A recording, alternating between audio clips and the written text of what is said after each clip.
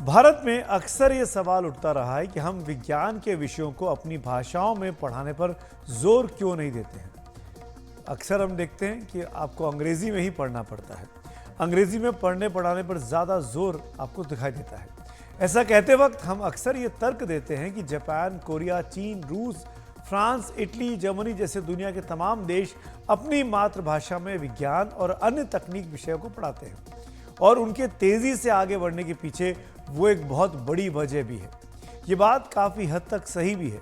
हमारे देश में कई प्रतिभाएं ऐसी होती हैं जिन्हें अगर किसी विषय को उनकी ही मातृभाषा में पढ़ाया जाए तो वो उस विषय में कमाल कर सकते हैं। लेकिन भारत में अंग्रेजी माध्यम का ऐसा जाल बिछ चुका है कि ऐसी कोई भी कोशिश दम तोड़ने लगती है शुरुआत होने के पहले ही। लेकिन 2020 में लागू नई राष्ट्रीय शिक्षा नीति ने इसका हल निकालने की कोशिश की है। इसमें छात्रों को मातृभाषा में शिक्षा देने पर जोर दिया गया है। इसी के तहत AICTE यानी all India council for technical education ने 11 स्थानीय भाषाओं में BTech प्रोग्राम शुरू किया।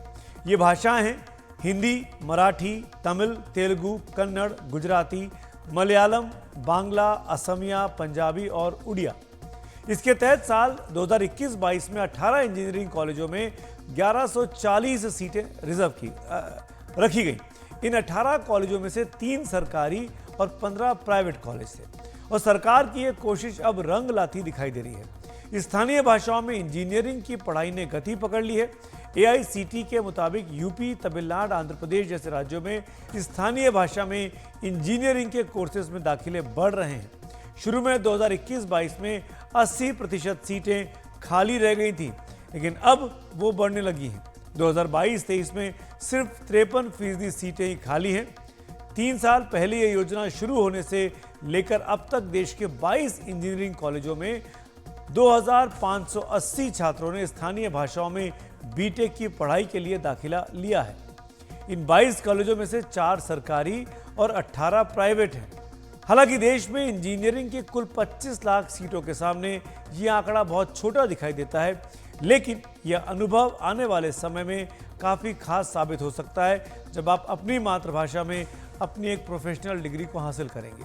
खास तौर पर उन छात्रों के लिए ये कोशिश काफ़ी फायदा दे सकती है जो हिंदी बेल्ट के राज्यों जैसे उत्तर प्रदेश, उत्तराखंड, बिहार, मध्य प्रदेश बोर्ड से जुड़े रहे हैं और अंग्रेजी बोलने में उनको तकलीफ है, जहां पर पढ़ाई हिंदी माध्यम से ज़्यादा की जाती है, या फिर भारत के अन्य राज्यों में भी जहां बच्चों की शुरुआती स्कूली शिक्षा तमिल, तेलुगु, कन्नड़, मलयालम, उड़िया, बांग्ला जैसे स्थानीय भाषाओं में होती है। वहाँ के बच्चे खुद को सबसे बेहतर तरीके से अपनी भाषा में ही व्यक्त कर सकते हैं और उसमें कई बात को सबसे बेहतर तरीके से समझ सकते हैं। इनमें ग्रामीण परिवेश के छात्र सबसे ज़्यादा होते हैं। तो अपनी भाषा में इंजीनियरिंग जैसे तकनीकी विषय पढ़ाने का अनुभव कैसा है, ये जानने के लिए हमारे साथ हमारे सहयोगी रवीश रंजन शुक्ला ने हिंदी माध्यम से इंजीनियरिंग कर रहे छात्रों और हिंदी में पढ़ा रहे शिक्षकों से ये खास बातचीत आपके लिए की है। न्यू एजुकेशन पॉलिसी के तहत भारत सरकार ने अब तकनीकी शिक्षा भी क्षेत्रीय भाषाओं में लागू कर दिया है। 2021-22 से इसको लागू किया है और अब तक जो है वो 8 क्षेत्रीय भाषाएं में जो स्टूडेंट्स हैं वो पढ़ाई कर सकते हैं, उसमें एक हिंदी भी है। ये पहले आप बताओ कि आप जो है जो अभी हिंदी माध्यम से इंजीनियरिंग की पढ़ाई शुरू हुई है, ये किस तरीके से फ़ायदेमंद है?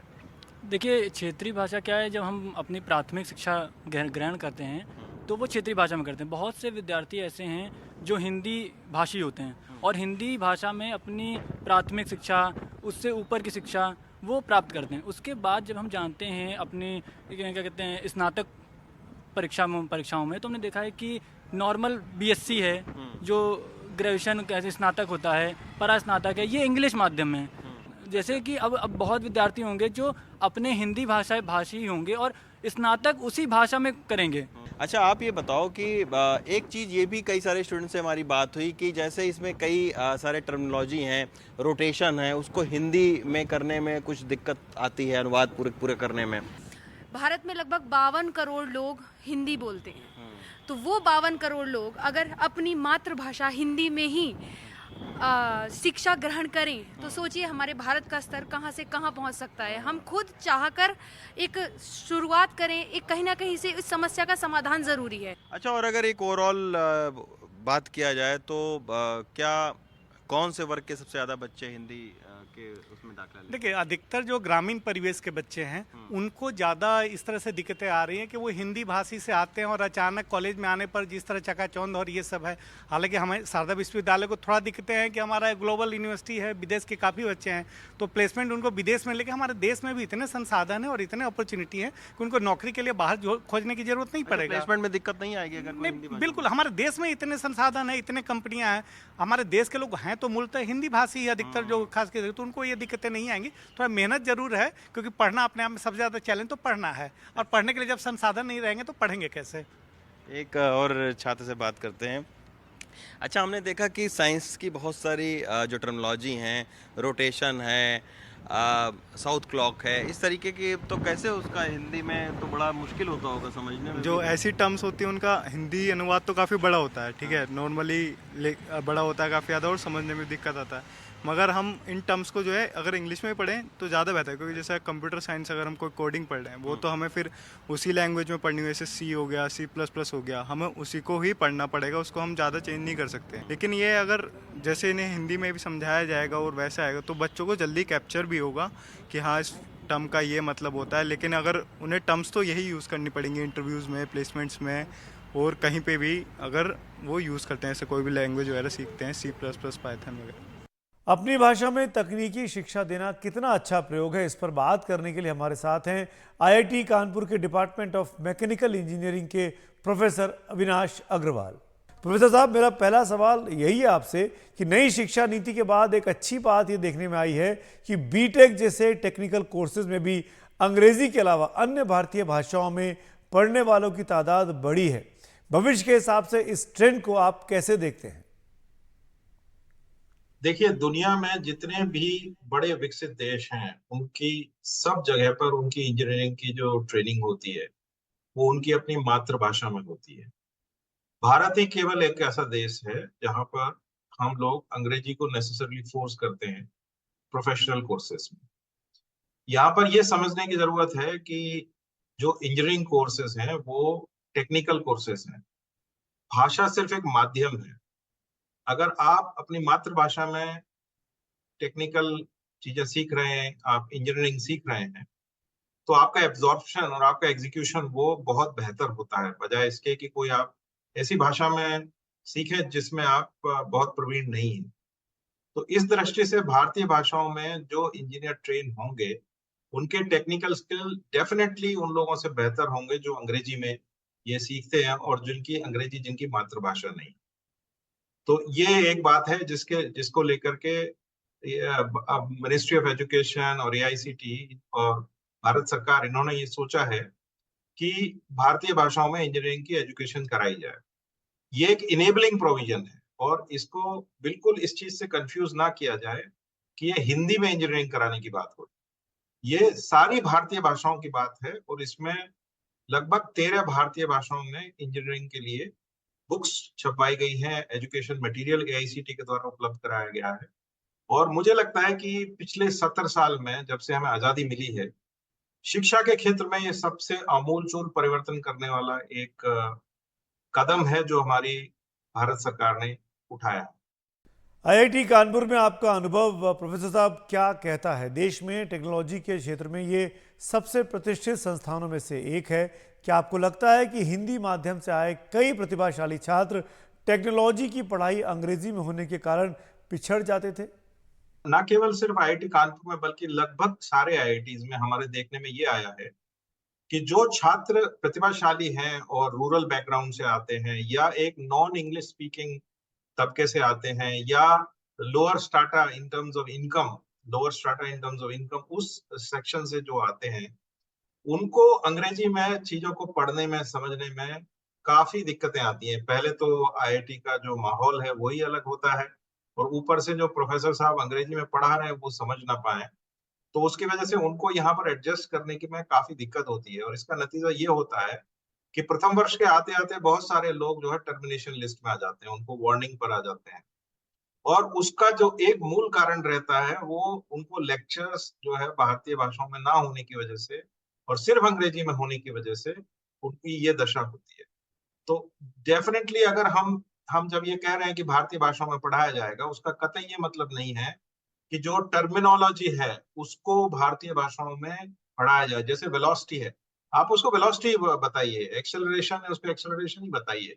हर एक शब्द को, जो टेक्निकल शब्द हैं, उनको भारतीय भाषाओं में अनुवाद करने की बिल्कुल जरूरत नहीं है। सिर्फ इस सरल भाषा में पढ़ाया जाए जिससे वो बच्चे को कॉन्सेप्ट समझ में आए। उसके लिए जो भी भाषा लगती है वो पढ़ाई जाए। तो इससे क्या होगा कि उसका टेक्निकल स्किल अच्छा होगा और उसकी एम्प्लॉयबिलिटी अच्छी होगी, उसकी ग्रास्प अच्छी होगी। और हमको ये भी समझना होगा कि जो भारतीय भाषाओं का जो ये मिशन है भारत सरकार का, ये बिल्कुल भी अंग्रेजी विरोधी नहीं है।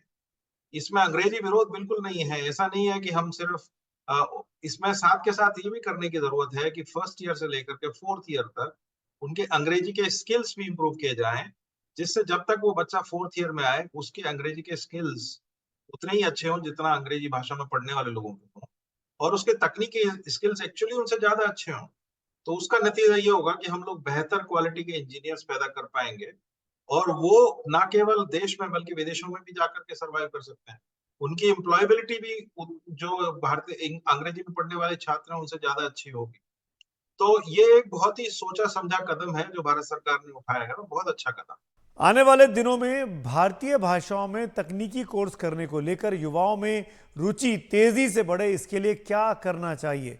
भारतीय भाषाओं में प्रतिशत वैज्ञानिक शब्दों के विकल्पों को लेकर भी कई बार सवाल उठते हैं। क्या आपको लगता है कि आगे इसका कोई समाधान होगा? मुझे लगता है कि इसको ना प्रॉपर कॉन्टेक्स्ट में रखने की जरूरत है। अभी तक भारतीय भाषाओं में तकनीकी शिक्षा को लेकर के बहुत कंफ्यूजन है लोगों को। जैसे कि लोग ये समझते हैं कि भारतीय भाषाओं में करने का मतलब है कि उनको नौकरी नहीं मिलेगी। नहीं, ऐसा नहीं है, क्योंकि हम भारतीय भाषाओं में पढ़ाएंगे लेकिन अंग्रेजी भी पढ़ाएंगे, और जब तक आप आखिरी में फोर्थ ईयर में आएंगे तब तक आपके स्किल्स काफी अच्छे अंग्रेजी में भी किए जाएंगे। एम्प्लॉयबिलिटी भी आपकी अच्छी होगी। और देखिए, जब बच्चा समझता है इंजीनियरिंग को, टेक्नोलॉजी को, तो ऐसा बच्चा जो है आपके एंटरप्रेन्योरशिप, इंक्यूबेशन, इन सब की तरफ भी प्रेरित होगा। उसकी समझ अच्छी होगी, वो अच्छी टेक्नोलॉजी डेवलप कर पाएगा, और इससे एक देश में उद्यमिता को भी काफी प्रचार और प्रसार मिलने की संभावनाएं बढ़ेंगी। तो मुझे लगता है जो भी बच्चे भारतीय भाषाओं में पढ़ाई करेंगे वो अपने क्षेत्र के, अपने देश के विकास की दिशा में काफी अच्छा कंट्रीब्यूट कर सकते हैं। और सबसे बड़ी बात यह है कि अभी जो बच्चे आ रहे हैं अंग्रेजी माध्यम से, वो सिर्फ 10% जनसंख्या है भारत की, उसी से आ रहे हैं। अगर हम भारतीय भाषाओं में शिक्षा देना प्रारंभ करते हैं तो ये जो तबका है 90% लोगों का, किसान का बच्चा, मजदूर का बच्चा, गांव का बच्चा, इन सब से भी प्रतिभा निकल के बाहर आएगी। क्योंकि अगर आप देखेंगे तो भारत में प्रतिभा की कोई कमी नहीं है। गांव का बच्चा ऐसा नहीं है कि उसकी प्रतिभा, आईक्यू लेवल जो है अंग्रेजी माध्यम में पढ़ने वाले स्कूल के बच्चे से कम होता है, सिर्फ उसको अपॉर्चुनिटीज कम होती हैं। और हमें लगता है कि ये जो भारतीय भाषाओं में जो शिक्षा शुरू होगी, इससे जो अपॉर्चुनिटीज है वो बहुत बढ़ेंगी। और इसी दिशा में मेरा मानना यह है कि बहुत सारे इंजीनियरिंग कॉलेजेस इस देश में कैपेसिटी क्रिएट हुई है। लाखों की संख्या में, 40 लाख लगभग सीट है इस देश में, जिसमें से बहुत सारी खाली रहती हैं क्योंकि आपको स्टूडेंट्स नहीं मिलते हैं। लेकिन आप अगर भारतीय भाषाओं में शिफ्ट करते हैं और उसको ढंग से पढ़ाते हैं तो उससे आपको स्टूडेंट्स मिलने में भी उम्मीद होगी, क्वालिटी ऑफ प्रोडक्ट भी आपका अच्छा होगा, और एक देश की आप बहुत बेहतर तरीके से सेवा कर पाएंगे।